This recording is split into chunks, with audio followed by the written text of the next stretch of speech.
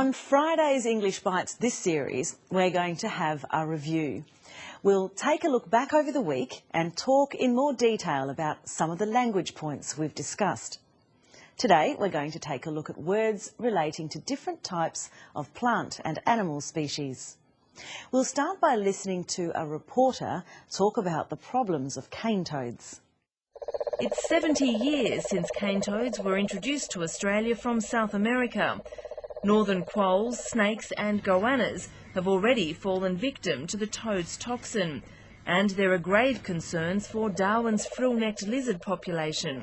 But scientists believe any form of biological control is at least a decade away. So in the meantime, traps are the only form of defence. Cane toads are an introduced species. They're considered pests because they're poisonous. They can kill native animals that try to eat them. A species is a type of plant or animal. Members of a species are all very similar. An introduced species is a type of plant or animal brought into a place from somewhere else. A native species is a type of animal or plant that exists naturally in a place. Cane toads are from South America. They're introduced into Australia. Quolls, frill-necked lizards and goannas are native species. They come from Australia. Scientists are worried that the very poisonous cane toads will kill many native animals. Okay, so there are some important words and ideas from the story about cane toads. Now let's watch a clip from Tuesday's story about a global seed bank. This is one of the easier days at the office for seed collector Micah Vasoyu. His target is within arm's reach. We've been collecting some bull oak or Alocasuarina. That's a pretty easy one to collect because it's got fairly large sort of cone type structures that it keeps its seeds in. Seeds and samples from more than half the native flora of Tasmania are being rounded up as part of the island state's deposit into a visionary global seed bank. We saw someone collecting Alocasuarina seeds.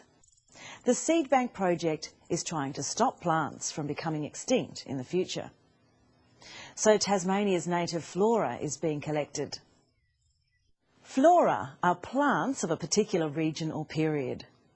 The word flora often occurs in the phrase flora and fauna. Fauna are the animals of a particular region or period.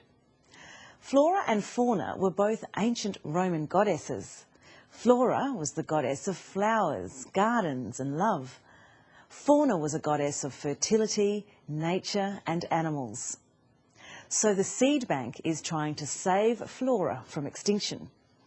Now let's watch another clip from that story. Ultimately, of course, this material will be, although it'll be stored for perhaps a long period of time, will be placed back either for reintroductions for some of the rare and threatened species, or it'll be used in revegetation programs. He says the seeds will be stored and then placed back for reintroduction of rare and threatened species, or used for revegetation programs. Rare and threatened species are animals that might become extinct soon. They'll use the seeds to bring back whole species that are dying out, or they'll use them for revegetation programs. Vegetation is another name for flora, or all the plants growing in a certain area. Revegetation refers to the process of planting new plants in an area, usually where the existing flora has been damaged or destroyed. Okay, so that's a story about people wanting to save plant species that are in danger.